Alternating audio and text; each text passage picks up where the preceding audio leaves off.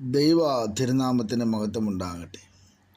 ഇന്നത്തെ ദൈവവചന ചിന്തയ്ക്കായി തീത്തോസിന് എഴുതിയ ലേഖനം 3-ാം അധ്യായം 5 മുതൽ 7 വരെയുള്ള വാക്യത്തിൽ നിന്നാണ് ദൈവത്തിൻ്റെ ആലോചന അറിയിക്കുന്നത്. അവിടെ വായിക്കുന്ന വാക്യത്തിൻ്റെ സാരാംശം രക്ഷിക്കപ്പെട്ടതും വൃത്തിയാക്കപ്പെട്ടതുമായ ഭവനം എന്നതാകുന്നു. പരിശുദ്ധാത്മാവിന് അശുദ്ധമായ സ്ഥലത്ത് താമസിക്കുവാൻ പറ്റാത്തതുകൊണ്ട് പരിശുദ്ധാത്മാവ് അതിന് പറ്റിയ വാസസ്ഥലമാക്കാൻ നമ്മെ ദൈവം കഴുകി വൃത്തിയാക്കുന്നു എന്നുള്ളതാണ്. അപ്പോൾ നമ്മെ രക്ഷിക്കുക മാത്രമല്ല വിശുദ്ധീകരിക്കുകയും ചെയ്യുന്നു. പരിശുദ്ധാത്മാവിന് അശുദ്ധമായ സ്ഥലത്ത് താമസിക്കുവാൻ പറ്റാത്തത് കൊണ്ടാണല്ലോ അവൻ തനിക്ക് പറ്റിയ വാസസ്ഥലമാക്കാൻ നമ്മെ കഴുകി വൃത്തിയാക്കുന്നത്.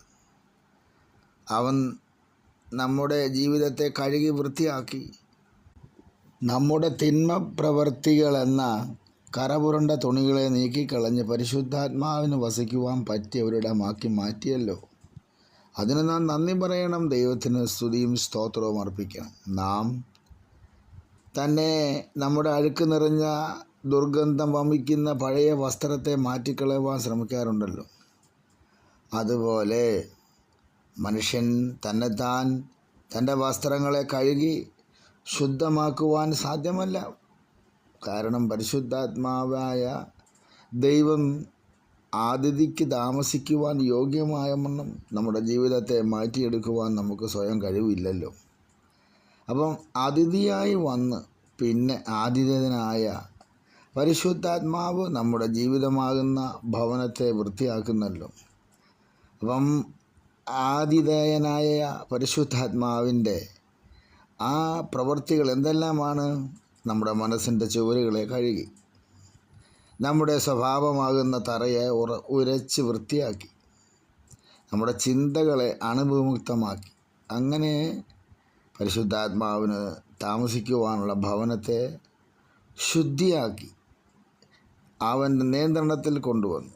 ഈ പുതിയ താമസക്കാരൻ നമ്മെ രക്ഷിച്ച ദൈവത്തിൻ്റെ ജീവൻ തന്നെയാണ് എന്ന് പറയുവാനും അത് ഉറക്കെ പറയുവാനും മടിയില്ലാത്ത തരത്തിൽ ദൈവം നമ്മളെ രക്ഷിച്ച രക്ഷയെക്കുറിച്ച് ഓർത്ത് സ്തോത്രം ചെയ്യട്ടെ. ആകയാൽ ദൈവം നമുക്ക് വേണ്ടി ചെയ്ത എല്ലാ പ്രവൃത്തികളെയും കർത്താവിൻ്റെ പരിശുദ്ധാത്മാവിനാൽ നമുക്ക് പറയാൻ കഴിയണം, അവൻ നമ്മെ രക്ഷിച്ചു.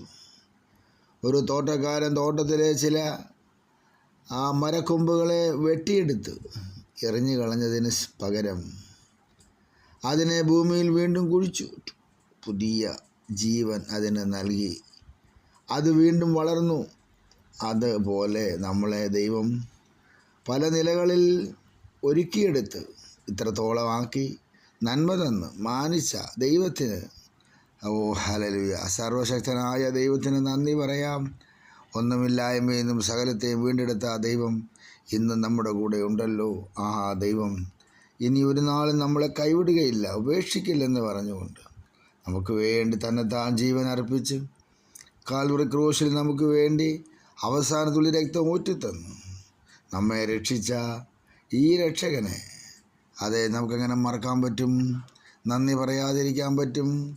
ആകയാൽ സർവശക്തനായ ദൈവം നമ്മളെ രക്ഷിച്ച രക്ഷ നമ്മളിൽ അനുഭവിക്കുമ്പോൾ തന്നെ മറ്റുള്ളവരിലേക്കും അത് അനുഭവിക്കാമെന്നൊക്കെ വേണം.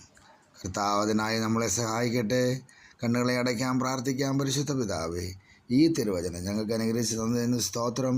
നാമത്തെ മഹത്വപ്പെടുത്തി ഞങ്ങളെ ശുദ്ധമാക്കി തിരുഹൃദയത്തിൽ ഞങ്ങൾക്ക് അങ്ങക്ക് വസിക്കുവാൻ ഞങ്ങളുടെ ഹൃദയത്തെ തിരഞ്ഞെടുത്തല്ലോ.